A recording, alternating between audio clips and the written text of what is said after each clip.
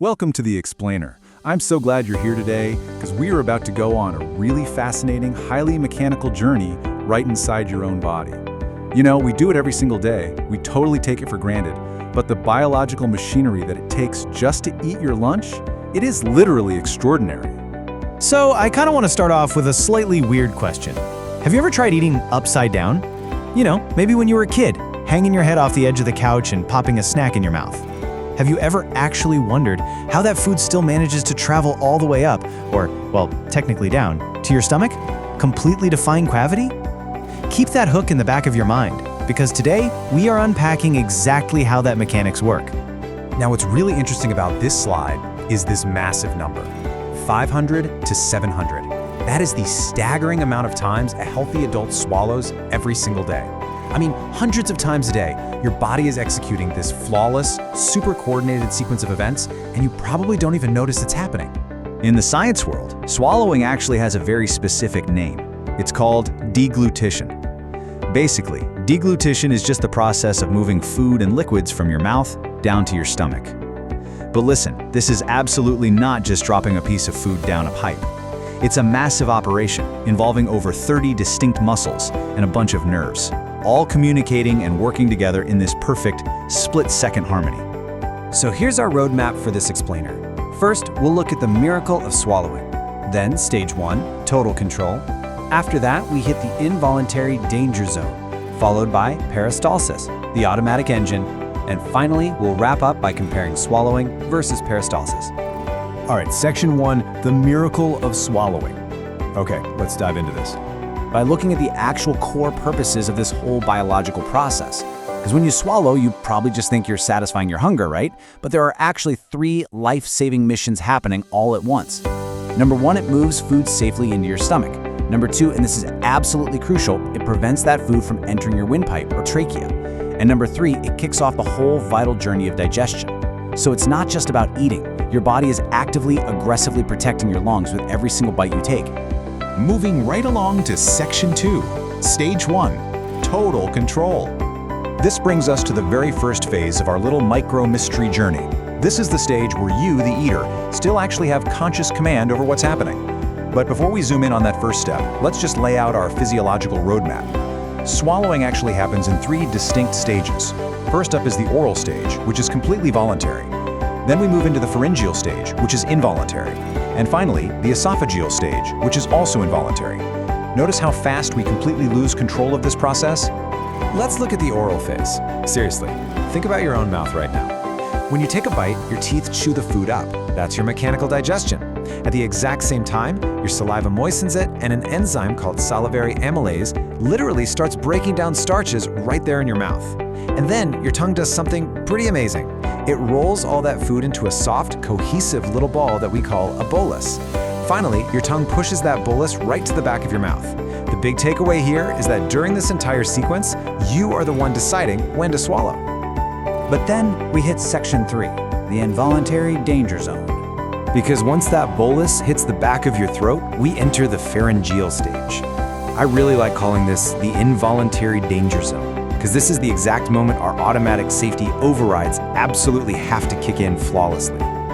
This starts totally automatically the second the bolus reaches your pharynx, or throat. And look at this crazy coordination that happens in just a fraction of a second. Your soft palate actually moves up to block your nasal cavity, so food doesn't go flying out your nose. A protective flap folds right over your airway. The muscles in your throat push the bolus down toward the esophagus. But the wildest part? Breathing stops completely. Your entire respiratory system just halts to keep you safe while you swallow. And the absolute star of this safety system is the epiglottis. It's this little protective flap of cartilage that keeps food out of your trachea. It literally acts just like a trapdoor or a protective lid. If this little lid fails to close in time, food goes straight into your lungs, and you start coughing and choking. So yeah, it is a true, fundamental, life-or-death mechanism operating hundreds of times a day. Let's move to and see how this builds into the final phase, the esophageal stage. The bolus arrives at this muscular tube that's about 10 inches long.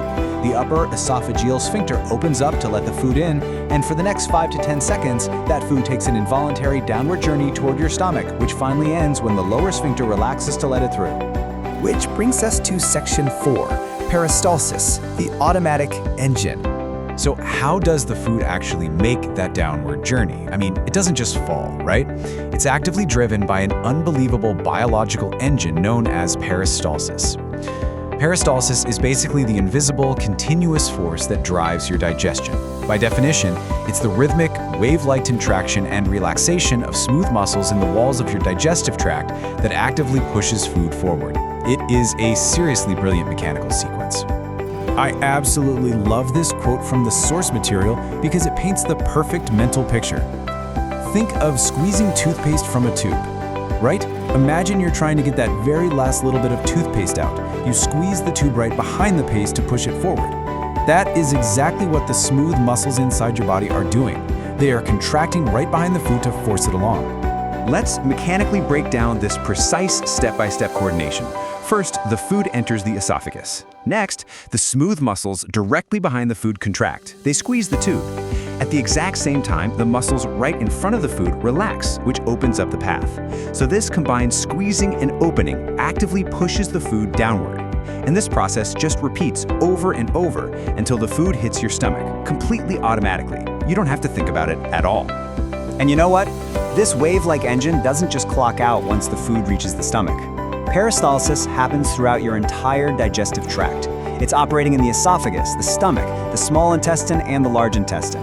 Its whole job is to move food, mix it all up with digestive juices, and eventually just continuously move waste toward the rectum. All right, section 5, swallowing versus peristalsis. So now that we've uncovered these two completely distinct processes, let's do a quick comparative analysis of swallowing and peristalsis, just to really lock this in. And this brilliantly illustrates the things we actually control versus the things our body just handles for us. Swallowing starts off voluntarily, happens once per swallow, and primarily uses your tongue, pharynx, and esophagus. But peristalsis, that is entirely involuntary. It operates continuously as food travels, and it utilizes the smooth muscles of the entire digestive tract. Now, why does making this distinction actually matter? Well, just look at the consequences if either of them fails.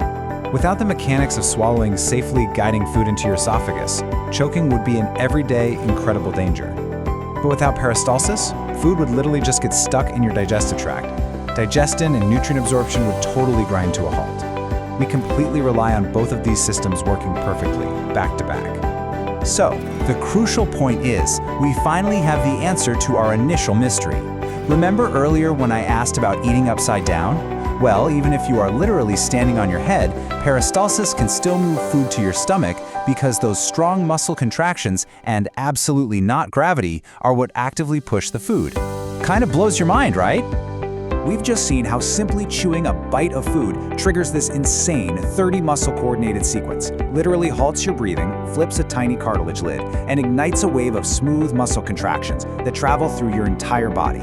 Which leaves me with one final thought for you to chew on. What other automatic miracles is your body performing right this very second, completely without your permission? Thank you so much for exploring this fascinating anatomy with me in this explainer, and definitely keep asking questions about the amazing machinery inside you.